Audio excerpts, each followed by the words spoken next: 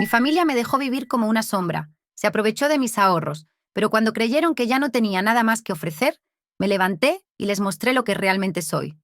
Me llamo Laura, y durante años fui invisible para mi familia. En mi casa siempre había alguien más que ocupaba el centro de atención. Mi madre, siempre preocupada por mantener las apariencias. Mi padre, un hombre exitoso pero ausente. Mis hermanos, que parecían tener todo lo que necesitaban para triunfar. Y yo, bueno, yo era la hermana que estaba allí, pero que nunca recibía más que una mirada fugaz. La que siempre estaba para ayudar, para cuidar, para poner los intereses de los demás antes que los míos. La que nunca se quejaba. De pequeña siempre intentaba destacar.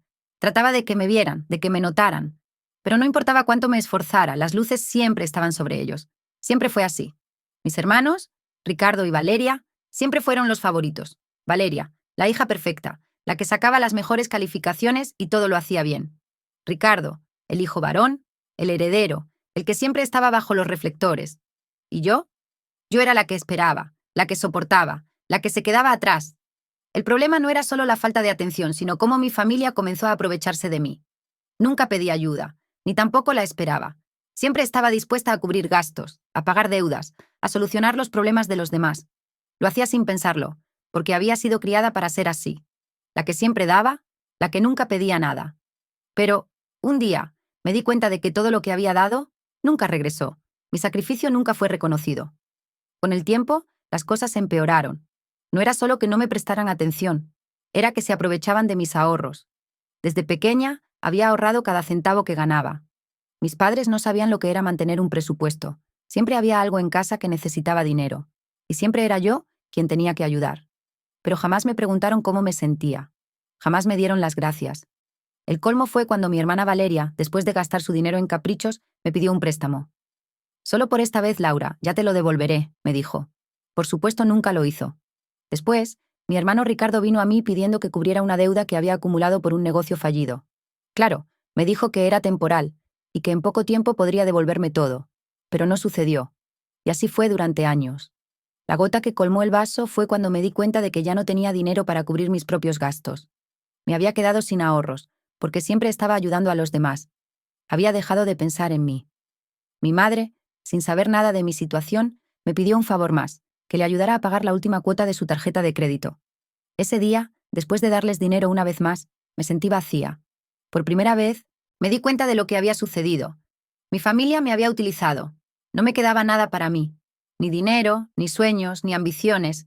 Me había convertido en una sombra que se desvanecía, mientras ellos seguían adelante con sus vidas perfectas.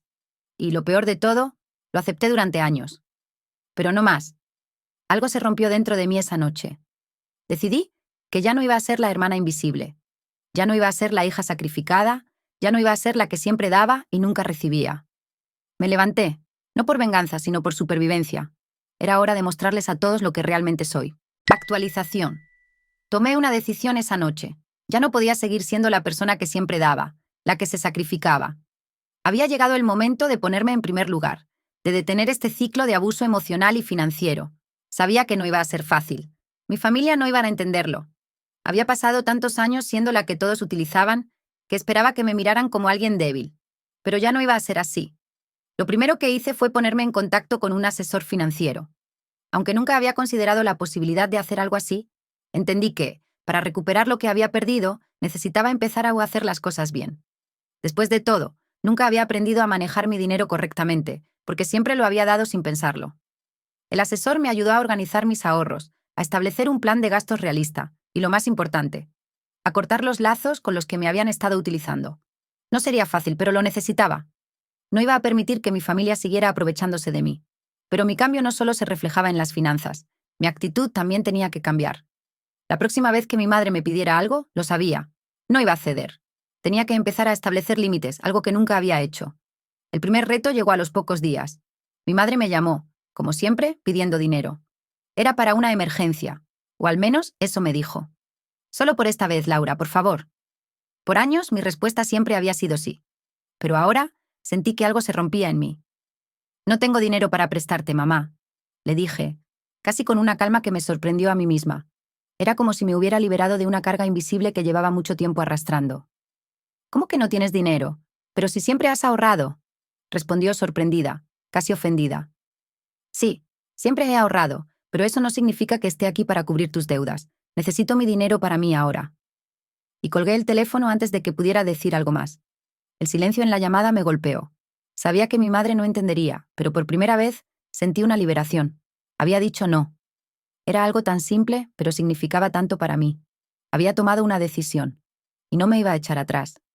Pero el verdadero desafío llegó unos días después, cuando me encontré con mi hermano Ricardo. Después de todos esos años de prestarle dinero, de cubrirle sus problemas, se acercó con una excusa más. Una inversión, un negocio que estaba por despegar. La historia siempre era la misma. Este es el último favor, Laura, después te devuelvo todo. Y lo sabía, era mentira.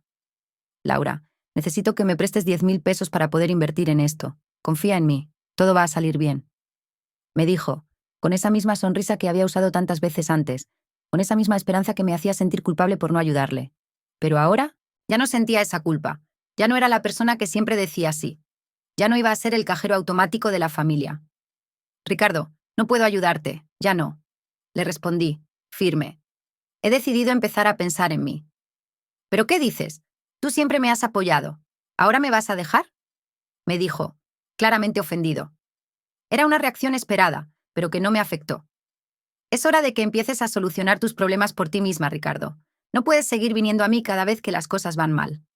La mirada que me dio fue una mezcla de sorpresa y decepción. Estaba acostumbrado a que siempre cediera. Pero ya no iba a ser así. Lo que no sabía es que esto era solo el comienzo.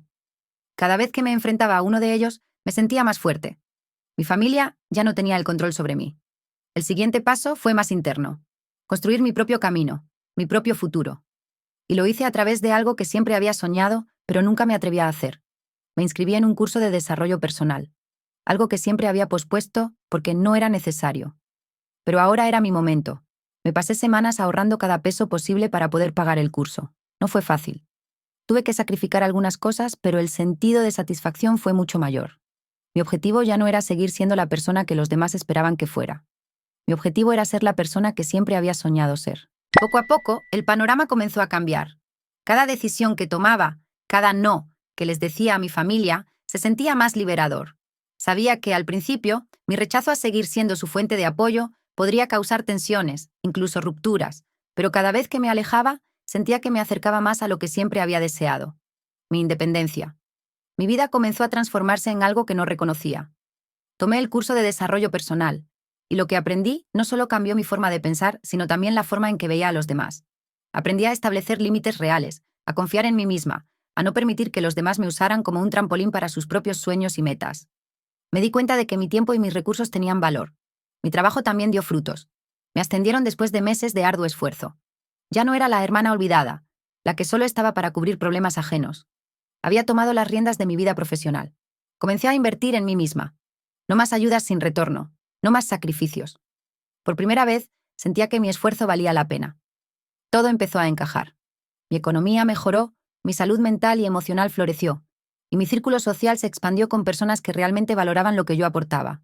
Pero no fue hasta ese día que mi familia me llamó para decirme que necesitaban hablar, que entendí la magnitud del cambio. Mi madre me llamó primero, con ese tono que siempre usaba cuando quería hacerme sentir culpable. Laura, estamos preocupados. Sabemos que has estado tomando decisiones que no te benefician. Su voz sonaba tensa, como si temiera que todo lo que había hecho por mí fuera en vano. No pude evitar sonreír, aunque no quería. ¿Ahora? ¿Ahora se preocupaban por mí, cuando siempre me habían usado? Pero no respondí de inmediato. Ya no era la persona que callaba. Ya no iba a dejar que me manipularan. Mamá, ya no soy la persona que solía ser. Le dije, sin titubear. Ya no voy a seguir sacrificándome por ustedes. Estoy construyendo mi vida. No necesito que me den su aprobación. Hubo un silencio largo del otro lado de la línea. Mi madre, finalmente, suspiró. Entiendo. Lo que pasa es que Ricardo y yo estábamos pensando que tal vez podrías ayudarnos con un pequeño préstamo. Su voz temblaba un poco. Sabía que no esperaba que dijera que sí, pero no podía dejar de intentarlo. No, respondí cortante sin rodeos. No más préstamos. No más favores. Ya no soy tu cajero automático. La llamada terminó con un silencio incómodo.